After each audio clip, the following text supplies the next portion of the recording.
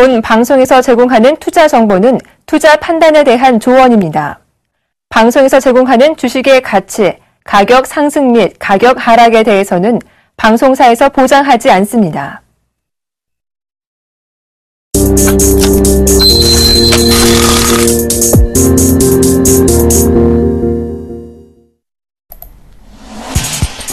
시청자 여러분 안녕하십니까? 오늘장 내일장 김동현입니다. 오늘 국내 증시는 2000선을 깨면서 하락 출발하는 모습이었습니다. 포르투갈 최대은행 에스피리투 산토의 단기 부채 상환 지연 등 유동성 우려가 부각되면서 글로벌 증시가 약세를 보임 여파로 우리 코스피 지수도 조정을 보이고 있습니다. 현재 1986포인트에서 움직이고 있는 모습인데요. 외국인과 기관이 모두 쌍끌이 매도에 나선 모습입니다. 오늘장 내일장 먼저 준비된 주요 코너들부터 함께 살펴보시죠.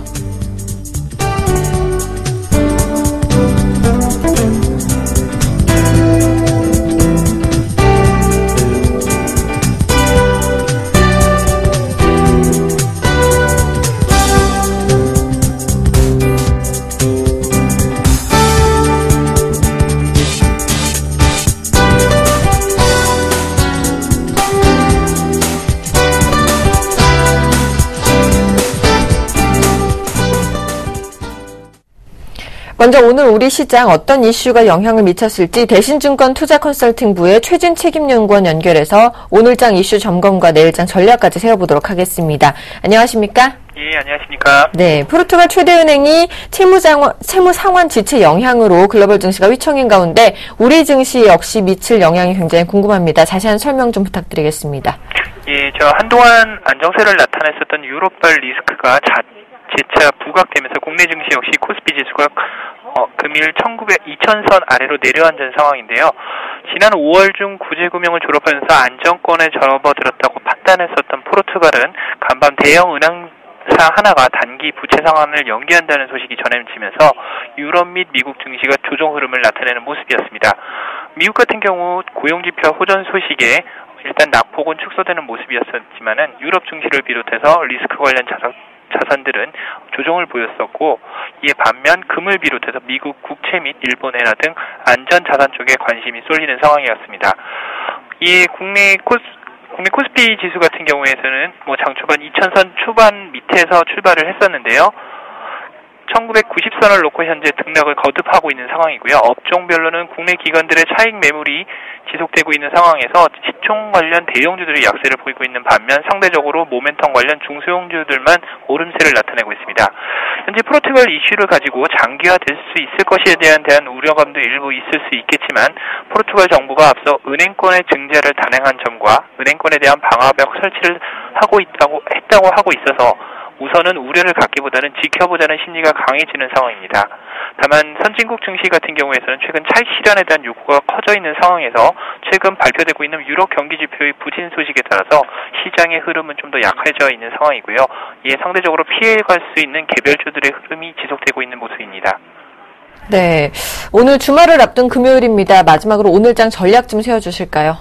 예, 실적 발표 및 대외 변수가 불확실한 가운데 대형주들의 흐름은 당장에 큰 힘을 받기는 어려울 것으로 보여지고 있습니다.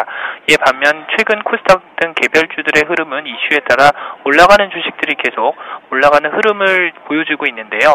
이들 개별 종목들 같은 경우에서는 대형주들의 실적 발표가 몰려있는 7월 말까지는 좀 더 지속될 수 있을 것으로 보여지고 있습니다. 다만 이러한 개별 종목군 사이에서도 실제 2분기 실적이 개선될 수 있는 종목군들로 인해서 한 차례 압축할 필요는 있을 것으로 판단되고 있습니다.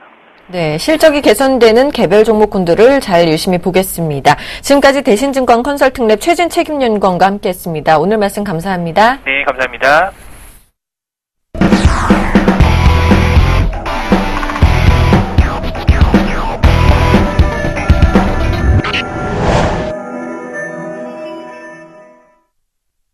김용준의 시장 돋보기 시간입니다. 오늘 우리 시장에서는 어떤 이슈가 주목을 받고 있을지 샘플러스 김용준 멘토와 함께 해보겠습니다. 어서 오세요. 네, 안녕하세요. 예.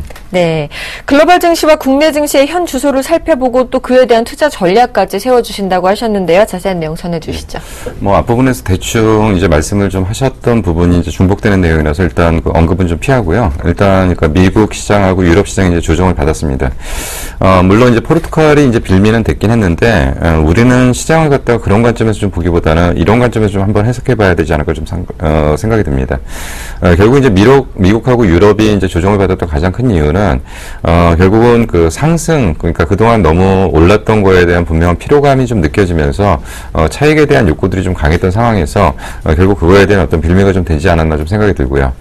아마 이제 그 주식 투자를 하시는 분들은 이제 상당히 어려울 겁니다. 왜냐하면 그 생각해야 될 변수들이 너무 많기 때문에 이 모든 것들을 다 감안해야 되냐. 그러니까 전 세계에서 일어나는 모든 일들을 갖다 시시각각으로 변화되는 거에 대해서 시장이 지금 같이 반영을 할 수는 좀 없다라는 부분들은 그 사실은 이렇게 되면 이제 너무 복잡해지기 때문에 투자가 좀 어렵다라는 부분은 좀 들 수가 있고요. 그래서 이제 사실은 이런 부분들은 우리가 이제 모두 감안하기보다는 일단은 유럽연합이라는 전체 틀에 대해서 한번 좀 생각해 봐야 될 게 아닌가 좀 생각이 됩니다. 사실은 이제 유럽의 문제가 이제 포르투갈이니 아르헨티나니 사실은 그 그리스니 이런 것들이 나타났던 가장 큰 이유는 결국은 환율, 그러니까 그 통합되다 보니까 경기가 좋은 나라가 있고 경기가 나쁜 나라가 있는 거죠. 근데 경기가 나쁜 나라들 같은 경우는 사실은 이제 그 환율이라는 어떤 자동 조절 기능을 통해서 경기 회복을 하는 것들. 그러니까 대표적으로 이렇게 보시면 됩니다. 우리나라가 이제 IMF 때 보면은 환율이 1,800이 갔다는 것은 우리나라 통화 가치가 그만큼 인정을 못 받고 있다라고 보지만 상대적으로 거꾸로 보면은 그만큼 수출 경쟁력이 살아나서 결국 다른 나라에서 볼 때는 굉장히 싸게 보였다는 것들. 그렇기 때문에 결국은 싼 걸 사고 비싼 걸 파는 구조가 되면서 자율 조정 기능이 좀 나타난다고 할 수 있는데 지금 유럽연합 같은 경우 그런 자율 조정 기능이 없다고 보시면 됩니다. 그렇기 때문에 나쁜 나라는 계속 나빠지는 거고요. 좋은 나라는 계속 좋아지는 거죠. 결국은 이거는 이제 그 다른 나라의 어떤 부분을 갖다가 좋은 나라가 계속 뺏어가는 형태가 되기 때문에 결국은 잘못하다가 보면은 이제 경제 속국까지 갈 수 있는 그런 부분들이라서 분명히 유럽연합에 대한 후유증은 지금 계속적으로 나타나고 있기 때문에 여기저기서 돌발적으로 문제는 튀어나올 수 있다라고 보고 결국 그거는 자체적으로 해결을 할 수 있는 구조까지 지금 됐기 때문에 이거에 대해서 일일이 대응할 필요는 없을 것 같고요. 다만 포르투갈이 우리나라에 미치는 영향 정도는 분석해 볼 필요는 있겠지만 그게 그렇게 크게 시장에 충격을 주기는 좀 어렵다라고 일단 판단이 됩니다. 네. 자, 그리고 이제 국내 증시 좀 보겠습니다. 국내 증시 같은 경우는 지금 철저하게 나타나는 현상이 뭐냐면 거래소보단 코스닥이 좋고요. 대형주보단 중소형주가 좋습니다. 근데 이제 여기서 약간 좀 말을 하고 건들고 좀 싶은 부분이 뭐냐면 지금 올라가는 것만 계속 올라가고 빠지는 것들은 내용이 좋음에도 불구하고 못 올라간다. 결국 이게 이제 제가 계속 말씀드렸던 게 종목 장세가 펼쳐지는 건 맞지만 2세대 종목군들이 올라가야지 1세대 종목군들이 연장선상에 걸린다라면 장의 질은 떨어진다라고 볼 수 있는 건데 지금 올라갔던 종목들이 연속으로 올라가면서 장의 질을 굉장히 떨어뜨리고 있습니다. 그렇기 때문에 사실은 건전한 상승이 아니고 인위적인 어떤 그 밀어붙이기식의 어떤 그 상승이 나타날 가능성이 있기 때문에 결국 이제 그 방향을 억지로 밀어붙이긴 있지만 그러나 이러한 후유증은 분명히 나타날 거다. 그렇기 때문에 의외로 저는 사실은 종목장에 대한 화려한 어떤 개화를 얘기를 했다고 한다면 거꾸로 지금부터는 어떤 생각이 좀 드냐면 1세대 종목군들이 마지막 터는 작업에서 일반인들이 결국 이제 그 종목들이 끌어올리는 거는 결국은 뭐냐면 좋아서 끌어올리는 게 아니라 지금 못 팔아먹었기 때문에 끌어올린다고 볼 수가 있고요. 거기에 대한 후유증들은 한 번쯤 나타날 가능성이 상당히 크다. 그래서 지금 전체적인 장은 지수는 올라가고 종목은 올라가는 것처럼 보이지만 사실 내용은 상당히 없다. 그렇기 때문에 장은 좀 다소 쉬어가는 분위기 그리고 좀 어두운 분위기 그리고 거래량도 형성 안 되는 상태. 다만 이제 긍정적인 신호가 나타나는 몇 가지 중에 하나는 바닥권에서의 순환매는 여전히 나타나고 있기 때문에 종목별로 저점이 확인되는 종목들은 강한 순환매가 나타났다는 것은 일단 장에 대해서는 아직까지는 일말의 좀 희망을 좀 받을 수 있고요. 그리고 지금 중소형주 중에서 무리하게 끌어올리는 종목에 대한 후유증에 대한 부분은 좀 생각을 해보셔야 될 필요가 있지 않을까 생각이 듭니다. 네, 알겠습니다. 자, 다음 주에 미국의 고용지표나 또 중국의 GDP 등이 발표가 되는데 다음 주 주요 일정 좀 자세히 정리해 주시죠. 네. 일단 제일 중요하게 보는 게 이제 14일하고 16일입니다. 14일 날은 뭐냐면 옐런 연준 의장이 이제 의회에 출석해가지고 이제 연설을 하게 되는데 지금 이제 시장에 관심이 집중되어 있는 부분은 뭐냐면 결국은 엘렌 의장이 나와서 얘기하는 것 중에서 항상 제가 이제 말씀드렸던 게 이제 FRB의 원래 고유 기능은 뭐냐면 물가라는 부분과 경기라는 두 가지의 어떤 것들을 잘 조절을 해갖고 경기가 긍정적으로 흘러가게 만들어주는 기능들을 하고 있다라고 봤는데 어느 순간인가부터 헬리콥터 밴이 나타나면서부터 무작위적인 유동성 살포를 통해서 사실은 FRB의 기능이 완전히 상실된 상태에서 FRB는 유동성만 공급하는 군으로 형성이 됐던 거죠. 근데 이제 옐렌 의장이 계속적으로 지금 주장하는 부분은 뭐냐면 이제는 어느 정도 이제 물가라는 부분도 안정이 됐고요. 그리고 이제 경기 바닥이라는 것들도 어느 정도 확인됐기 때문에 이제는 서서히 경기에 대한 기본적인 체력을 좀 강화시키려고 하는 준비를 하고 있다. 그런 측면에서 계속적으로 나타나는 게 이제 테이퍼링, 그러니까 유동성 축소 정책과 금리 인상이라는 거에 대한 구체적인 이제 언급들이 지금 실질적으로 되고 있는 상태이고요. 저희 시간에서 몇 번 말씀드렸지만 역시 저는 그래도 아직까지는 금리 인상의 시나리오는 내년 8월 달 정도는 돼야지 금리 인상이 실질적으로 가능하지 않겠냐. 그러니까 1년에 FOMC 회의가 8번 열리니까 한 4번에서 5번 정도 지나가야지만이 금리 인상에 대한 구체적인 행동이 취해질 가능성이 있다라고 지금 보고 있는데 지금 시장에서는 계속 우려를 하고 있는 게 뭐냐. 지수도 많이 올라갔고 여러 가지 문제들이 많은 상태에서 금리 인하라는 발언이 일시적인 시장에 충격을 주지 않을까라는 부분은 사실 굉장히 관심을 갖고 있는 부분이죠. 그렇기 때문에 14일날, 15일날 옐렌 의장이 만약에 의회에 출석해서 금리 인상에 대한 구체적인 시기에 대한 언급이 나온다라고 한다면 시장은 의외로 순간적으로 또 혼선에 들어갈 가능성이 있다. 이런 부분을 걱정을 하고서 이제 14일날은 어떤 얘기를 발표하느냐를 좀 보고 싶어 하는 거고요. 역시 14일날 유로존 산업생산인데 이거는 사실 그렇게 국내 시장에 크게 영향을 미칠 수 있는 지표는 아닙니다. 그리고 이제 16일날 나오는 게 이제 미국 고용지표. 지난번에 미국 고용지표가 나왔던 게 뭐냐면 계속 이제 20만 이상의 어떤 신규 일자리 창출 그리고 이제 실업률을 6.1%대까지 떨어뜨렸고요. 그래서 이제 다시 실업률이 6% 밑으로 떨어진다고 한다면 경제학에서 얘기하는 이론적인 완전 고용이 4%대는 도달이 힘들지만 미국의 어떤 경기 상황으로 봤을 때는 거의 완전 고용에 가깝다라고 일단 볼 수가 있습니다. 그렇기 때문에 추가적인 고용지표의 개선이 좀 나타난다라고 한다면 오히려 이거는 부정적으로 볼 가능성이 굉장히 큽니다. 왜 그러냐면 지금 이제 앞부분에서 맞물려서 붙지만 경기 체질이 어느 정도 회복이 된다라고 한다면 금리 인상의 시기를 자꾸 구체적으로 누군가 얘기하고 싶어하는 부분들이 있기 때문에 다소 의도적인 행동이 나타날 가능성이 상당히 크다. 그래서 오히려 이번에는 고용지표가 긍정적으로 나온다는 것은 시장의 긍정적인 모습은 아닐 거다라는 거고요. 같은 날 발표되는 것들이 중국의 2분기 GDP입니다. 계속적으로 말씀드렸던 게 중국은 대규모 부양책을 못 쓴다. 그 얘기를 이제 계속 드렸습니다. 대규모 부양책을 못 쓸 수밖에 없는 게 중국도 지금 사실은 경제 성장을 하는 과정에서의 여러 가지 문제점들이 나타나기 때문에 거기에 대한 어떤 건전한 조정을 하고 있다. 그래서 사실은 우리가 지금 다시 한번 되짚어서 생각하면은 일부 기업에 대해서 사실은 중앙정부 통제하에 있는 기업이 부도가 날 수가 없는데 한 4개, 5개 정도로 의도적으로 이제 중국에서 부도를 냈죠. 근데 그거는 경기 체제를 근본적으로 바꾸기 위한 자구책이기 때문에 이런 구조조정을 한 가운데서 대규모 부양책을 낸다는 건 말도 안 되는 소리입니다. 그래서 계속적으로 더 나빠지지 않기 위한 스몰 부양책이 계속 진행될 거다라는 얘기를 계속 드렸고요. 그런 거에 대한 효과들이 조금씩 나타날 것 같습니다. 그래서 사실은 여러 경제 전문 경제 연구소 쪽에서 분석한 게 7% 초반대의 GDP를 형성할 거다라고 좀 봤던 부분이 있는데 지금 이제 아마도 이번에 발표되는 거는 7.5%대의 성장률이 나타날 가능성이 굉장히 크다. 그렇기 때문에 중국의 지표는 일단 긍정적으로 보일 가능성이 상당히 크고요. 미국의 고용 지표가 긍정적으로 나온다고 하더라도 시장은 그렇게 좀 달가워하지 않을 것 같고 그렇지만 전체적인 분위기 자체는 다음 주 경제 이벤트가 시장에 엄청난 충격을 줄 것 같지는 않습니다. 그렇기 때문에 다음 주의 일정은 지나고 난다라고 한다면 전체적인 장의 분위기는 어느 정도 다시금 새로운 어떤 전기를 마련하지 않을까 좀 생각이 듭니다. 네.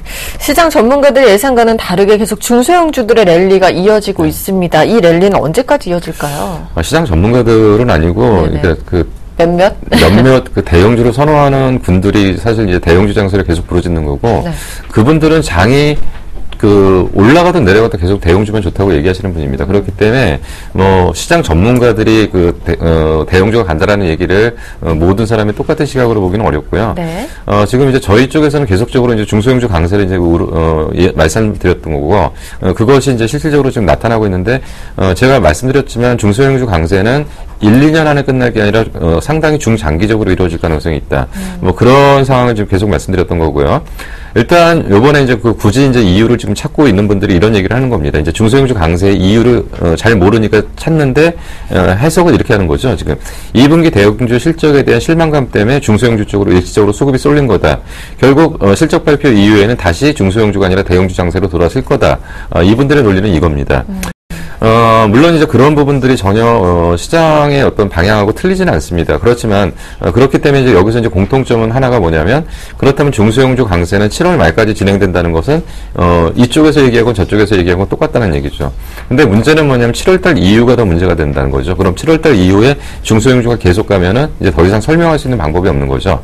근데 중소형주 강세는 이제 저는 이제 그 중소형주 강세를 이렇게 보고 있는 거죠. 중소형주가 대형주가 되는 시장이 중소형주가 끝나는 시장이다라고 보는 거죠. 그러니까 상당 기간 동안 진행될 가능성이 있고요. 그리고 지금 우리나라 경제 체질에서 가장 문제가 되는 게 뭐냐면 삼성전자하고 현대차의 쏠림 현상이 너무 크다. 그러니까 얘네들이 출렁이면, 아니면 얘네들이 나빠지면 그러니까 나머지 업체들은 다 하청업체처럼 전락돼 버린 거죠. 그러니까 하청업체 단가에는 압력 가하고, 그러다 보면 경기가 또 망가지고, 그럼 자기네들 좋을 때는 더 많이 벌고, 그러다 또 나빠지면 또 단가에는 압력하고, 이런 과정들이 계속 반복되는데, 앞으로는 시장이 어떻게 갈 것 같냐면 결국 이제 서울반도체 같은 자체적인 어떤 사업을 가지고서 대기업화 되는 것들, 그리고 이제 뭐 네이버 같은 회사들이 대기업화 되는 과정들, 이런 업체들이 굉장히 많이 나타날 가능성이 있다는 거죠. 그래서 우리는 지금 현재 시장에 대해서 좀 이런 관점에 좀 봐야 되는 거고, 우선적으로 그렇게 해서 중소형주 강세는 상당 기간 동안 진행될 가능성이 크다는 거고요. 지금 현재 시장에서 이제 가장 중심축은 바닥권의 순환매라고 말씀드렸는데, 여기서 좀 지켜봐야 될 게, 건설주 같은 경우는 최악의 상황을 벗어나면서 정책 이슈하고 맞물려서 올라가는 거고요. 증권주 같은 경우는 구조조정 마무리에 하반기 실적 기대감 때문에 올라가는 거고, 화장품 주식들은 중국 시장을 공략을 잘한 순서대로 지금 상승을 하고 있는 겁니다. 그렇기 때문에 지금 시장에 대한 분명한 아이디어를 갖고서 순환매가 도는 거고요. 추세적으로 상승하는 종목군들을 잡아낼 수 있는 전략이 좀 필요할 거고요. 지금 1세대 종목군을 굳이 쫓아가서 거기서 짧게 먹고 크게 다치시기보다는 바닥에서 좀 힘들다 하더라도 제대로 돼 있는 종목들을 좀 저점에 물량을 모아가는 이런 쪽에 장기 포트를 지금 형성할 준비를 하셔야 되지 않을까 생각이 듭니다. 알겠습니다. 지금까지 샘플러스 김용준 멘토와 함께했습니다. 오늘도 도움 말씀 감사합니다. 네, 감사합니다.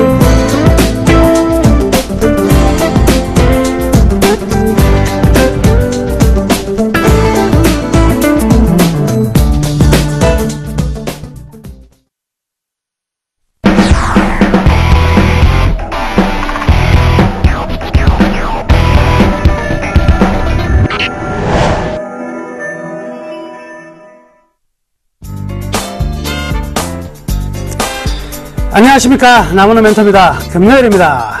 여튼요, 한 주 고생 많으셨습니다. 금요일쯤 되면 장이 좀 팍 떠서 이렇게 끝내주면 참 좋은데, 이 또 뭐 포르투갈 리스크, 참 세계에서는 리스크가 없는 나라가 없습니다. 그죠? 이런 핑계들 가지고 주가가 떨어지고 있고, 그런데 이 오늘의 지수 흐름들보다는 종목들의 어떤 편차들 굉장히 심해지고 있죠. 특히나 조선주 같은 경우에는 완전히 급락이 들어오고 있습니다. 근데 급락이 들어오는 그 안에 내용을 보면은요, 굉장히 수상한 점이 많이 있습니다. 대부분 유럽계 창고를 통한다는 점, 그리고 2분기에 어느 정도 바닥을 칠 것이라는 확신은 분명히 가지고 있는 상태에서 일정 부분 외국인의 매수가 최근에 들어왔다는 점, 이런 점을 본다면 이번에 조선주가 어느 정도까지 바닥을 만들지는 모르겠지만 오늘 아니면 화요일 정도, 맥시멈 화요일 정도 지점부터 강한 V자 반등이 나오지 않겠느냐. 왜냐면 들고 있을 수 없게 만들어 놓았다면 이제는 강한 반등이 나올 시점이 곧 임박했다. 이렇게 볼 수가 있겠습니다. 지금 뭐 추격하면서 때리는 거는요, 전혀 의미가 없고요. 일단은 조선주 같은 경우에는 좀 가져가 보시길 바라겠습니다. 왜 조선주 얘기를 먼저 꺼냈냐면 1월부터 현재까지 개인들이 가장 많이 산 종목 업종이 바로 조선주기 때문에 제가 조선주 가지고 있는 분들이 굉장히 많으실 거라고 생각 들어서 이 투매에 동참할 필요는 없고요. 월, 화요일 정도 되면 돌아나갈 가능성이 많고 그 돌아나가는 진폭에 따라서 언제쯤 매도할까. 그래서 다음 주에는요, 제가 조선주 한번 다시 짚도록 할 것이고요. 물론 이번 주 토요일 날 포항, 일요일 날 부산에서요, 이 조선주에 대한 이야기 많이 꺼내드릴 예정이니까요. 이 가지고 계신 분들 포항, 부산에 오셔가지고 꼭 이 내용들을 꼭 들어가시기를 바라겠습니다. 저는 밸류에이션 가지고 접근하니까요. 밸류에이션 가지고 접근하니까 여러분들이 다른 어떤 전문가를 통해서 들을 수 있는 내용이 아니라 저만의 독특한 내용. 그렇지만 기업의 가장 중점적인 적정주가 가치를 가지고 판단해 드릴 테니까요. 많이 오셔가지고 설명 드리시기 바라겠습니다. 자, 오늘은요, 특징주 어떤 종목을 가져왔냐면요, SK텔레콤 가져왔습니다. SK텔레콤. SK텔레콤이요, 잘 나가는데요. 흐름이 아주 좋습니다. 오늘도 좀 강세를 보이고 있는 모습이 나타나고 있는데, 왜 난데없이 SK텔레콤이 이렇게 잘 가고 있느냐. 신고가까지 지금 52주 신고가 바로 문턱까지 지금 가고 있는 또 모습이죠. 첫 번째는요, 10월 달에 뭐가 있냐면 바로 이 정보통신위원회의 단말기 이 유통법에 대한 효과가 이제부터 크게 나타날 가능성이 크다는 기대감이 들어오고 있습니다. 그에 따라서 오늘 강세를 보여주고 있는 모습이고요. 결국 이제 단말기 유통법이라는 게 과도한 보조금을 지급하지 못하도록, 그러면은요, 이때까지 통신업이라는 게 참 그래요. 보조금을 아무리 많이 지급을 해도요, 통신업은 돈이 남는 장사입니다. 왜냐면 이 망이라는 자체가요, 거의 원가 개념이 별로 없는 부분이거든요. 그러니까 통신업에서는 나가는 돈이요, 마케팅 비용밖에 없어요. 그리고 주파수 경매에 입찰해서 사는 거, 이거 말고는요, 거의 돈 없습니다. 기본적으로 세팅해 놓고 나면 다 이제 수익 구조만 나는 이런 구조거든요. 그러니까 이제 그간의 마케팅 출혈로 인해서 요금이 마진이 작았던 거지, 마케팅 출혈이 줄어들고 일정 부분 딱 가이드라인을 제시하게 되면은 통신업 전반적으로 상당히 좀 실적이 더욱더 좋아질 가능성이 많겠죠. 자, 수급 동향을 보면은요, 2월달 저점에서부터 연기금은요, 계속 사모았습니다. 2월달 뭐 계속 사모았는데, 반면 외국인들은 또 계속 매도했어요. 연기금과 외국인들의 충돌이 쭉 있었는데, 6월 말에서는요, 자, 6월 말에 강세가 다시 한번 나타날 계기가 뭐였냐면, 24만원대에서는요, 외국인들이 다시 재진입을 했어요. 쭉 매도하던 외국인이 급작스럽게 진입을 하니까, 기관들이 전반적으로 연기금 위주의 매수를 한 상태에서 외국인 팔다가 매수를 해버리면 어떻게 될까요? 주가가 뻥 하고 튀었다. 이렇게 볼 수가 있겠네요. 자, 그러면, 왜 이러한 외국인들이 팔다가 24만원 근처에서 다시 샀느냐, 여기에 대한 이유, 핵심 포인트들이 있겠죠.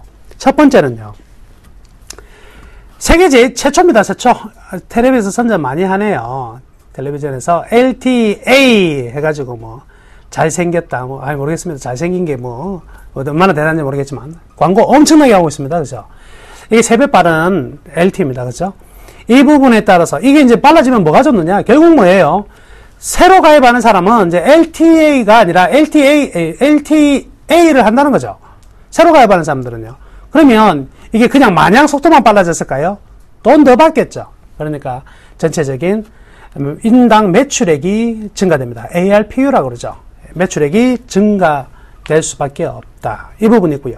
지금 전체적으로 굉장히 통신사업자끼리 충돌을 많이 일어나고 있죠. 막 서로 뺏어가고 여기서 뺏어가고 난리가 나는데, 가만히 보면은요, U+가 KT의 대부분을 굉장히 많이 잠식을 했죠. 그러면서 LG U+가 주가가 한 단계 레벨업이 되는데, 근데 50% 근방에서 아성을 딱 지키고 있는 거는요, SK텔레콤은요, 딱 항상 50% 근방에 지키고 있다. 이 부분은요, 좀체 쉽게 흔들리지는 않을 것 같습니다.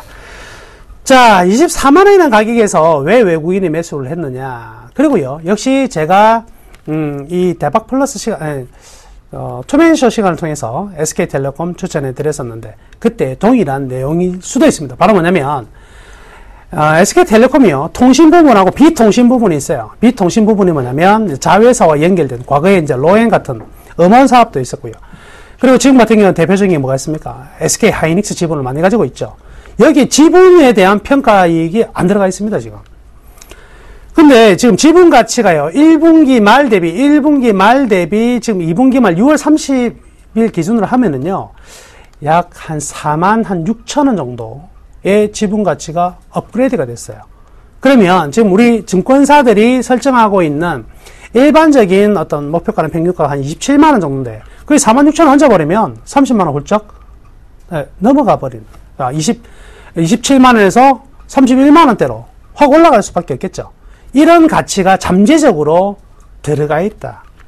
이런 게 굉장히 중요합니다. 주가는요, 제가 예전에 이런 것도 한번 설명해 드린 적이 있는데, 현금을 많이 보유하고 있는 기업들 같은 경우에는요, 그 현재 주가에는 그 현금 부분을 뺀 만큼의 싼 가격으로 산다, 이렇게 생각하셔도 됩니다. 그래서 로엔 같은 종목들, 12,000~13,000원에 제가 매수를 하면서 이 기업은 현금만 했을 때 한 1,400~500원 정도의 어떤 그 현금성 자산이 있기 때문에, 현금을 가지고 있기 때문에, 13,000원에 사도 13,000원에 사는 것이 아니라 한 1,400원 빼버리면 11,600원에 사는 것이다. 이런 이야기를 했었는데, 그러한 가치들이 결국 이제 현재의 주가, 몇 배가 같죠? 이런 현상이 나타나는 건데, 바로 SK텔레콤 같은 경우도 SK 하이닉스의 지분 가치, 그리고 이번에 또 하나 인수하게 된 기업이 있죠. 아이리버인데, 아이리버 주가가요, 1,300원, 1,500원대에서요, 지금 8,000원대로 어마어마하게 급등했습니다. 사실은 아이리버 같은 기업, 정말 아까운 기업인데, 여튼 SK텔레콤이 가져간 거는 굉장히 잘한 것 같습니다. 그런데 SK텔레콤이 이런 SK 하이닉스와 아이리버, 기타 SK 컴즈라든지 이런 부분들을 관리함에 있어가지고 SK 참 관리를 잘해요. 무조건적인 확장을 펼치는 다른 기업들 많았죠. 우리가 지금 최근에 유동성 위기를 많이 겪었던 두산도 그렇고요. 그리고 동양도 그렇고 굉장히 확장을 많이 했던 부분이라면, SK는 확장을 하는 듯 하지만 거기에서 굉장히 안정적인, 결코 많은 비용이 처음에 초기 비용이 들어감에도 불구하고 한 번에 건지려고 하지 않고 꾸준하게 그 자리에 관리 측면이 굉장히 강한 게 더욱더 좋은. 그래서 최근 같은 경우는 이 소프트뱅크의 어떤 모델이 SK텔레콤이 되지 않을까, 이런 이야기까지 나올 정도로 굉장히 안정된 자회사의 실적들이 분명히 존재한다. 그래서 현재 보고 있는 가격이 이러한 가치를 빼도 현재 가격은 약간의 저평가되어 있는 부분이기 때문에, 그 가치가 부여된다면 주가는 분명히 레벨업이 돼야 된다는 쪽에 수급이 들어왔다, 이렇게도 볼 수 있을 것 같아요. 자, 향후 전망을 보면은요, 아까 말씀해드렸다시피 마켓시어가 시장 점유율이 50% 굳건한 상황이고요. 그리고 비통신 자회사, SK 하이닉스라든지 추후에 이제 아이리버라든지 이런 부분들에 대해서 굉장히 안정적인 실적이 기대가 된다. 2분기 영업이익은요, 6,079억 정도 예상되고요. 순이익은 5,378억 정도 전망이 되는데, 재밌는 사실은요, 1분기에 2배가 넘습니다. 1분기가 한 영업이익 2,700억대, 그리고 당기 순이익이 한 2,300~400억대였거든요. 그러니까 1분기 대비 실적이 2배나 좋아지는 2분기 실적을 발표할 것이다. 물론 3분기도 그만큼 좋다고 한다면 주가는 지금 한 30만, 40만 원 이래가 있겠죠. 그렇지만 3분기는 2분기보다는 좀 약할지언정, 한 단계 분명히 레벨업된 2분기 실적은 나올 것이다. 이렇게 보시면 되겠습니다. 자, 그러면 현 시점 SK텔레콤 어떻게 우리가 가치적인 측면으로 체크를 해봐야 될지 밸류밴드 한번 보시겠습니다. 자, 지금 보시면은요, A 포인트가 최적의 매수 타이밍이었고요. 매수 타이밍을 지나서 중간에 동그라미 나와 있는 거, 그게 바로 적정가입니다. 내재 가치, 시장 인정 가치상의 적정가는요, 얼마나 나오냐면 23만원 정도 나와요. 근데 여기서 23만원이라는 것은 SK텔레콤 자체의 가치만 23만원이라 그랬죠. 근데 SK 하이닉스 자회사 가치만 반영했을 때 약 한 4만원 정도는 가치 측면에서의 증가폭이 있었기 때문에 적정 가치는 한 27만원대가 될 것입니다. 27만원대가 될 것이기 때문에 지금 같은 경우는 27만원은 당연하게 가야 되는 가격이고, 바로 B 지점이 되겠죠.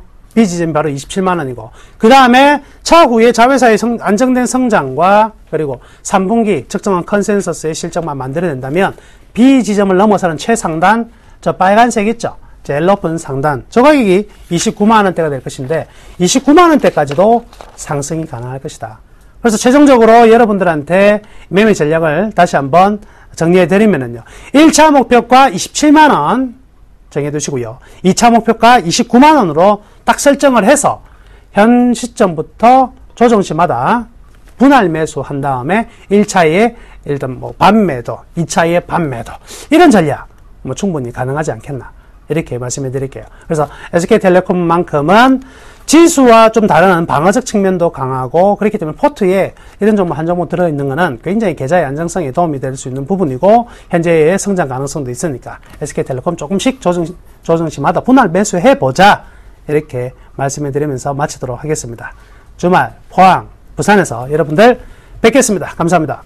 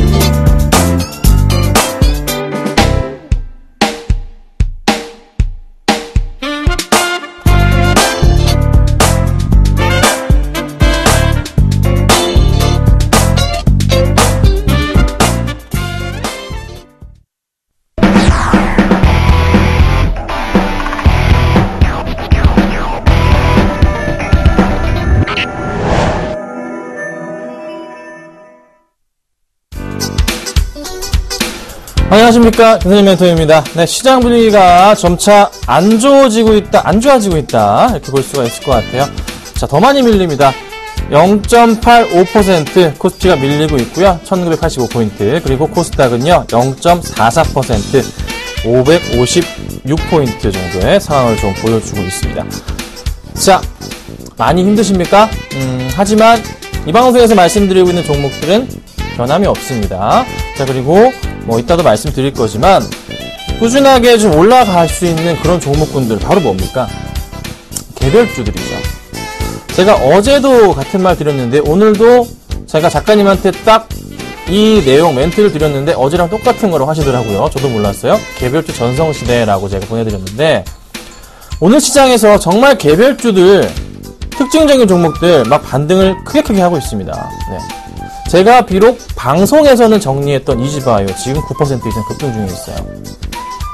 이따가 좀 다시 한번 제가 살펴드릴 건데요. 종목에 대해서 확실한 선택을 좀 잘 하셔야 됩니다. 제가 뭐 말씀드렸습니까? 원화 강세 보셔야 된다 말씀드렸고요. 그리고 수급 추세 가치 있는 거 보셔야 되고 실적 가치 있는 거 그리고 개별주로 보셔야 된다 말씀드렸잖아요. 네, 그 포인트 자체가 언제까지 유지되냐면요. 7월 중순 이후까지는 계속 유지가 될 겁니다. 그래서 시장을 빨리빨리 캐치하시는 그런 이제 능력이 좀 필요한데요. 정 힘드시면 네, 이 방송 보시면 됩니다. 그렇죠? 걱정하지 마시고 잘 따라오시고 자, 문자 보내주시면요 상담해드릴 거예요. 이미 문자가 많이 옵니다. 013-3366번에 0110번입니다. 자, 아래 번호로요 문자 주시면요 빠르게 제가 보는 관점에서 상담을 해드리도록 하겠습니다. 자, 수급 100점주 보겠습니다. 오늘 가지고 나온 종목인데요. 삼성전기, 두산만도, 이지바이오, 강원랜드가 있어요. 이게 제가 이 종목들이 5가지 종목이 나가는데 시장의 트렌드가 이 종목 가운데 있다라고 여러 번 자주 말씀을 드려요. 삼성전기가 걸렸습니다, 여러분. 삼성전기가요. 지금 삼성전자 2분기 실적 완전 안 좋았는데 크게 밀리진 않고 있어요. 삼성전기는 오늘 장에서 올라갑니다. 자, 위로 튀고 올라가고 있어요. 만약에 삼성전기가 다음 주 시장에서도 주목을 받는 수급을 보여준다면, 오늘과 같은 좋은 수급을 보여준다면 한번 크게 올라갈 때까지 일단 어떻게 놔두세요. 놔두시고 두 번째 조정을 거치니 어떤 식의 그림이 되냐면요. 제가 그림을 조금 그려서 설명을 드려볼게요. 기억 꼭 하셔야 됩니다. 김선율이 저랬다 기억하셔야 돼요. 예측입니다. 다음 주에도 수급이 좋아지면 이거 올라갈 거예요. 이렇게. 그리고 조정을 거쳤다가 놔뒀다가 다시 이렇게 올라갑니다. 자, 올라갈 때까지는 놔두세요. 손대지 마시고 놔두세요.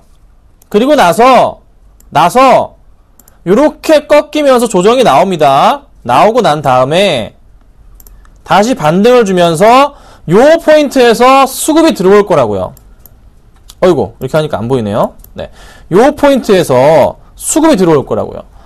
그때 들어가셔야 됩니다. 네. 그때가 이제 바닥을 높여가면서 올라갈 수 있는. 그럼 그때부터 어떻게 갑니까? 계속 올라갑니다. 아셨죠? 지금 이게 오랜만에 들어왔어요. 몇 달 만인지 모르겠는데 삼성전기가 지금 눈에 들어왔습니다. 관심 종목군에 앞으로 코스피 대형주 IT 쪽은 특히나 삼성 관련 IT주들은 코스닥도 마찬가지고요. 넣어두셔야 됩니다. 아셨죠? 꼭 관심 종목군에 넣어두시고 저도 지금부터 이미 넣어뒀어요. 넣어둘 테니까요. 잘 보시길 말씀드리겠습니다. 자, 두 번째 종목은요. 두산입니다. 두산이 걸렸어요. 얘가 들어옵니다. 빠질 만큼 빠졌다? 이건가요? 자, 두산의 이게 지금 일봉 차트인데요. 너무 번거로우니까 주봉으로 볼게요. 여기부터 보겠습니다. 자, 주봉으로 보니까 바닥 인식이 되는 구간 자체 여기죠. 12만원 라인은 바닥 인식으로서 반등을 주는 그런 자리예요. 정말 이거 그냥 진짜 바닥. 여기 깼다가 올라갈 경우에는 얘는 많이 올라갔던 기억. 못 가더라도 어디까지 갔죠? 이때 가장 안 갔네요. 이때 가장 안 갔네요. 이때 라인 잡아보자면 이 정도 되니까요.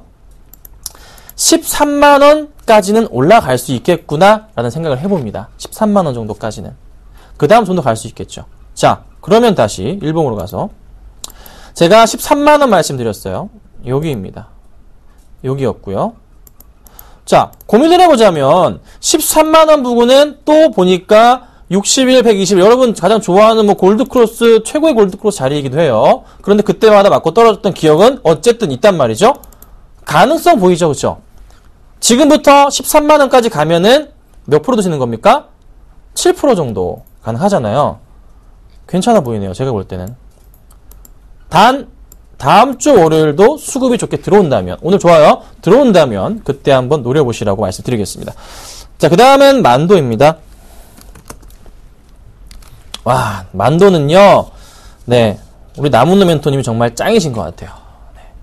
한번 쫙 밀렸을 때 그때 계속 제가 알기로도 계속 매수 사인을 드렸습니다. 4월 급락 이후에도 5월달 매수 사인, 6월에도 매수 사인을 계속 드렸어요. 나무노 멘토님이. 그래서 정말 나무노 멘토님의 종목이신데 어제 오늘 급등을 합니다. 네, 수급이 정말 좋아요. 네. 만도에 대해서 정말 궁금하신 분들은 나무노 멘토님께 전화하셔야 될 것 같아요. 그렇죠? 네. 제가 보는 관점에서 설명드려보자면 오늘 수급이 너무 좋아서 가지고 나왔는데요. 보세요. 네, 굉장히 기관들이 엄청난 물량을 사줍니다. 자, 저는 이거 조금 더 상승 쪽에 무게를 두고 싶습니다. 조정이 나온 이후에 나오다가도 다시 올라갈 것 같아요. 그쵸? 실적에 대한 기대감 3분기 때 꽤나 크거든요. 보유하고 계신 분들은 잘 들고 가시고요. 만약에 이게 지금 조정이 나올 경우에는 그때는 신규 접근이 가능하지 않을까. 당장의 신규 접근보다는 이전부터 몇 달 말씀하셨었어요. 예. 그러니까 보유하고 계신 분들은 가져가시고 조정이 나온다면은 그때 한번 신규 접근 하실 분들은 하시는 게 어떨까 말씀드릴 테니까요. 잘 참고 부탁드립니다. 자, 이지바이오 볼게요. 현재 10% 이상 급등 중입니다. 방송에서 제가 15% 수익 보고 나왔어요. 기억하시죠? 방송에서는 제가 판다고 말씀드렸습니다. 자, 그런데 무료 방송을 들어와 보시면 제가 이거 안 팔았어요. 무료 방송에서는. 무방에서는 안 팔았어요. 무방에서는 제가 8,000원 이상 본다 말씀드렸는데 더 가고 있네요. 하지만 지금도 안 팔고 있습니다. 여러분, 무방을 잘 들어오세요. 많은 도움이 되실 거고요. 수급이 정말 좋아요. 자, 이거 어디까지 가겠습니까? 자, 최근에 수급에서 오늘장 수급 보니까 또다시 수급이 들어옵니다. 이지바이오가. 살펴봐 드릴게요. 자, 외인이 한 6천 주가량 매수해주고 있고요. 기간이 5만 주가량. 아마 더 사는 것 같아요. 장 끝나고 봐야겠지만 차트 흐름은 정말 퍼펙트하게 올라갑니다. 자, 현재까지 제 무방 들어와서 보유하고 계신 분들 수익률 현재 25% 나오고 계십니다. 좀 더 나갈 수 있을까? 나갈 수 있을까요?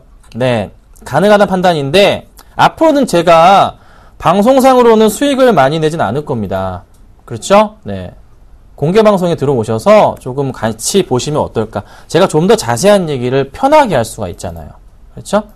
심의 규정이라는 게 그래도 공개 방송에는 많지 않잖아요. 그러니까 여러분들 자주 들어오시고 조금 있다가 3시 10분부터요. 제가 공개 방송 합니다. 그리고 이번 주 강연에도 제가 가죠. 네, 아까 나오는 선생님 말씀하셨죠? 포항이랑 부산 같이 갔죠, 제가. 좋은 얘기 해드릴게요. 좋은 얘기 해드리고 종목도 가져가요. 그러니까 여러분들 오셔가지고요. 들으시면 좋을 것 같아요. 자, 마지막으로 강원랜드 볼게요. 자, 강원랜드 또 올라갑니다. 정말 무섭다. 무섭다. 정말 계속 무서워요. 지난주 금요일부터 계속 올라가요. 지난주부터 이제 여의도에 있는 친한 애널리스트들과 이제 뭐 증권사 직원분들이나 펀드 매니저들이 야, 손윤아, 강원랜드 좋을 것 같다 얘기는 하더라고요. 근데 저는 안 했어요. 이 집안에 꽂혀 있어가지고 안 했어요. 그런데 흐름은 굉장히 좋아 보이네요. 자, 수급이 보니까 정말 기관들이요 무서울 정도로 매수를 해줘요. 무서울 정도로. 6월 19일 날 그때부터 해서 그냥 기관이 그냥 풀매수합니다. 풀매수. 개인과 외인들의 물량을요 다 뺏어가요. 그냥 싹 다 뺏어가고 있어요. 네. 엄청나게 물량을 가져가고 있어요. 더 갈까요? 자, 오늘장 수급에서 보자면 오늘장 또 삽니다. 외인이 이제 들어와 주네요. 이게 웬일이야. 75,000주 기관까지 사줍니다. 이거 어떻게 해야 되죠? 보유하고 계신 분들은 파시면 안 되는 거죠. 맞죠? 보유하고 계신 분들은 파시면 안 돼요. 전고점이 어디입니까? 좀 더 이렇게 볼게요. 전고점 포인트가 어디죠? 여기랑 여기 정도. 35,000원 이상부터가 전 고점 포인트에 대한 그래도 인식이 잡히는 거 아니에요? 좀 남아있어요. 네. 조정 살짝 나오더라도 올라갈 수 있을 것 같아요. 언제 팔면 되죠? 기관이 많은 물량을 던질 때. 이 기관들이 조금 던질 때. 그때, 조금이 아니고 많이 던질 때. 그때 비중을 천천히 줄이시면 돼요. 한 3번 나눠가지고. 그러면 수익 재밌게 보고 나오실 겁니다. 자, 물려 계신 분들 거의 없을 것 같긴 한데요. 설마 있으시다면 걱정하지 마세요. 손해 안 보고 나오실 수 있겠습니다. 아셨죠? 잘 들고 가시라고 제가 또 오늘 가지고 나와봤습니다. 자, 상담해 드릴게요. 네, 상담 많네요. 2593님 가온미디어 볼게요. 가온미디어. 매수가가 8,000원이에요. 10%. 자, 실적이 괜찮은지 실적은 저도 모르죠. 봐야하는데 8,000원이요. 잠깐만요. 잠깐만, 월봉. 오마이갓. 월봉입니다. 자, 8,000원이면, 이게 언제 사신 거죠? 2008년? 이때 사셨나요? 2007년 사셨나요? 와, 진짜 장기적으로 가져가시네요. 유상증자도 거기 보니까 권리락이 있었던 것 같은데, 유상증자도 안 받으셨나봐요, 이때. 안 받으셨는 것 같아요. 유상증자 안 받았겠죠? 안 받으셨으니까 8,000원이겠죠? 이거 그러면 8,000원까지 갈 것이냐? 고민해봅시다. 자, 수급 보겠습니다. 시가총액 자체가 755억. 어제 종가 기준으로 해서. 그러면 안 좋아요. 근데 최근 들어 주가가 일봉을 보자면 굉장히 급등을 해주고 있어요. 갑자기 급등을 해줍니다. 그런데 이 급등하는 와중에서 기타 법인 쪽 매수가 들어오는데 은행 좀 팔고 나가요. 굉장히 애매한 수급입니다. 이런 거 굉장히 판단하기 힘든 수급인데 제가 또 경험이 많죠? 오늘장 수급 좀 보겠습니다. 가온미디어 있나요? 오늘장 수급은 없어요. 자, 그러면 이거 이렇게 대응해야 됩니다. 주봉으로 볼게요. 주봉입니다. 자, 주봉상에 봤을 때 전 고점 포인트로 해서 항상 고점 분위기가 나왔던 흐름이 있어요. 이렇게. 요 정도. 그쵸? 그런데 여기서 지금 흐름에서 2013년 중반부터 해서 어떻게 보던 간에 주봉부터 해서 여기가 지금 큰 박스권, 딱 이 하나의 작은 박스권과 더불어서 큰 박스권의 상단 라인, 전 고점 포인트에 맞아 떨어져 있거든요. 여기를 뚫고 올라가 버리면, 그러니까 다음 주 안으로 7,000원 위로 가져야 됩니다. 그럴 경우에 8,000원까지 갈 수가 있는 거예요. 그렇지 않다면 밑으로 다시 내다 꽂을 수가 있습니다. 그러면 6,500원 라인을 이탈할 경우에는 그때는 어떻게 해요? 요 포인트 6,500원 이탈 시에는 어떻게 비중을 줄이시던가 나오셔야 돼요. 안타깝지만. 그렇죠? 네. 실적에 대한 기대감 좀 물어보셨는데 어떻게 나올지는 저도 이 종목을 자세하게 보진 않았지만 예측은 해볼 수가 있어요. 당기순이익 부분 29억 나쁘지 않은데요. 영업이익 27억 매출액 2분기가 어떻게 나올지에 대한 부분 고민해봐야 되겠지만 2분기 실적에 대한 기대감으로 올라갈 가능성이 지금 굉장히 높은 거잖아요, 이게. 그러면 조금 보유를 해봅시다. 네, 보유하시고요. 6,500원 깨지면 그때는 비중을 5%까지 낮춰보겠습니다. 아셨죠? 네, 지금은 홀딩하고 가져가도록 하겠습니다. 아셨죠? 네, 가온미디어 힘내시고요. 자, 그 다음 보겠습니다. 롯데케미칼이 33만원이에요. 7002님 비중이 60%시고요. 네, 오늘 월봉만 봐야 될 것 같아요. 요때쯤이신데요. 한참 좋았던 때예요. 그쵸? 네, 난리가 났던 때입니다.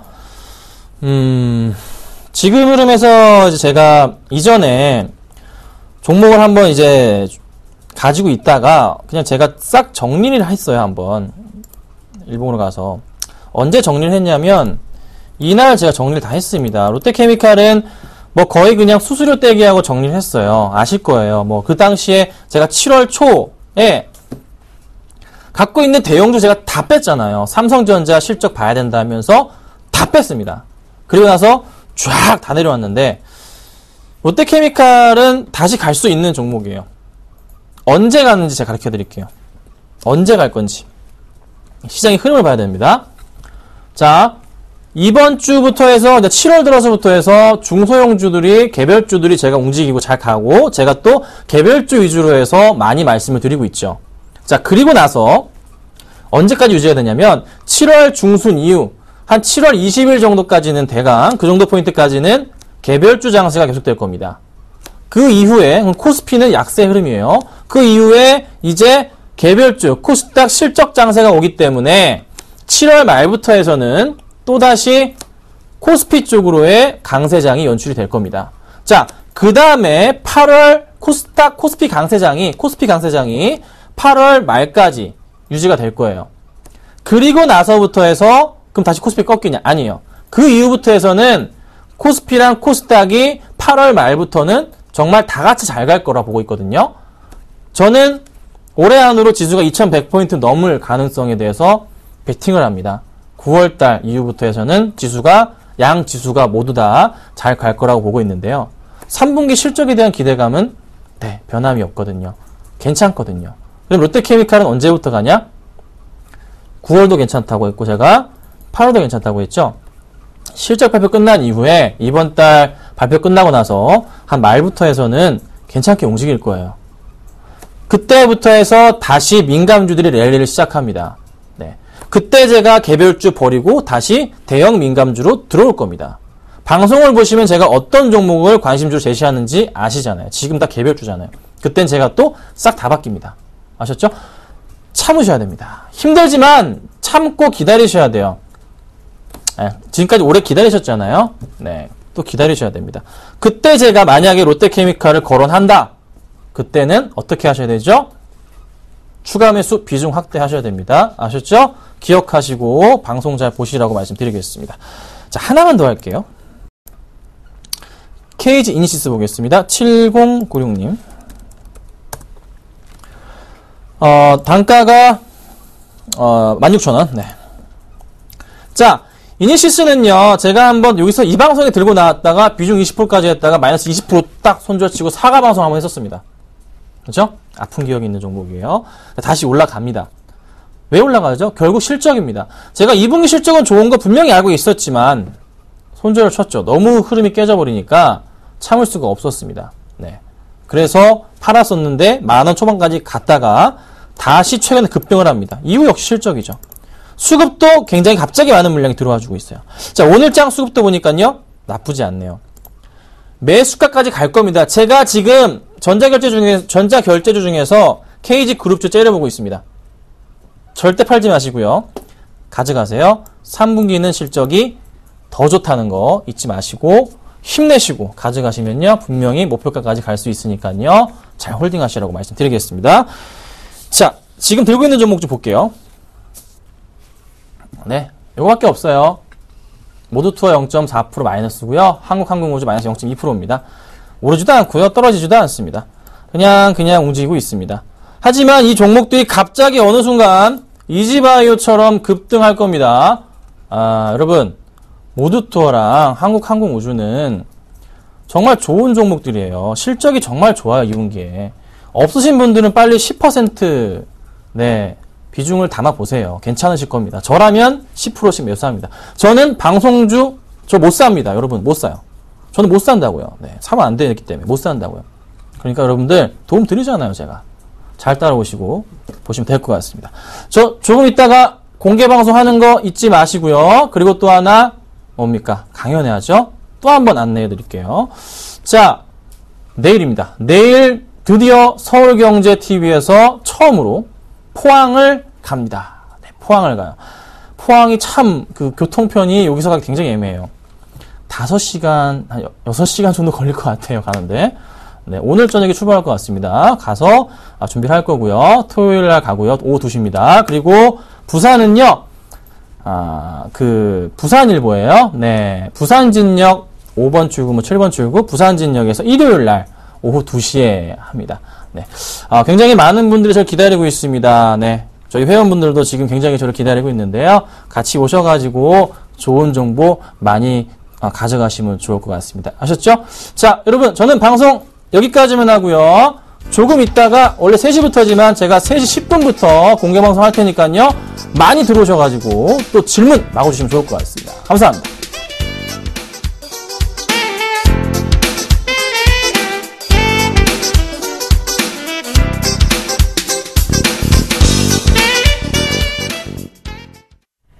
장 마감까지 7분여 정도 앞두고 있습니다. 코스피 지수는 외국인이 순매수세로 돌아섰음에도 불구하고 1988포인트에서 마감이 예상되고요. 코스닥 지수는 556포인트에서 마감이 예상되고 있습니다. 오늘장 내일장 오늘 준비한 소식은 여기까지입니다. 즐거운 주말 보내시고요. 저는 다음 주 월요일에 다시 찾아뵙겠습니다.